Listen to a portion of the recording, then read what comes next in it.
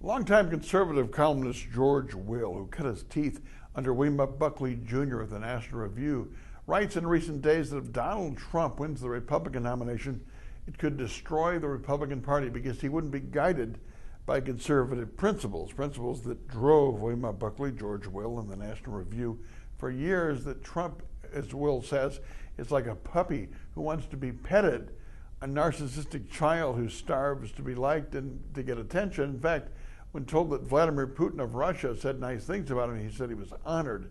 When reminded on an early morning cable talk show that 56 journalists had died in Russia under Putin's reign, he said, well, we kill a lot of people too, and I have no proof that he killed reporters. Putin denies it. But it doesn't matter what Trump says.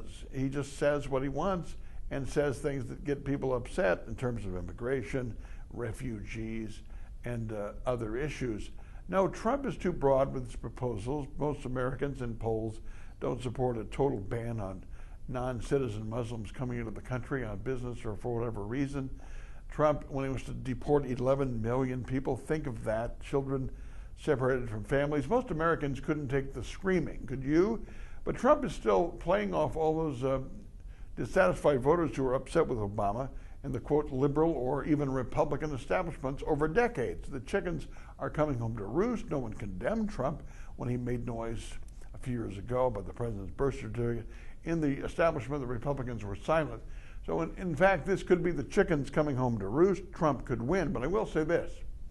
In choosing between Donald Trump and Ted Cruz, I really believe that Trump is more electable. A remote chance, his only chance, would get people who never voted and who don't vote to vote for the first time.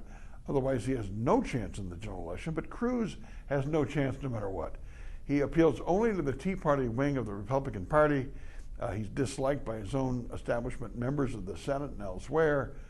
Democrats hate him. He would be the Barry Goldwater of 2016. With Trump, you don't know, because he could attract all these non-voters to the forefront, people that go to monster truck or WWF events who have never participated in politics. They could come out for Trump, not for Cruz.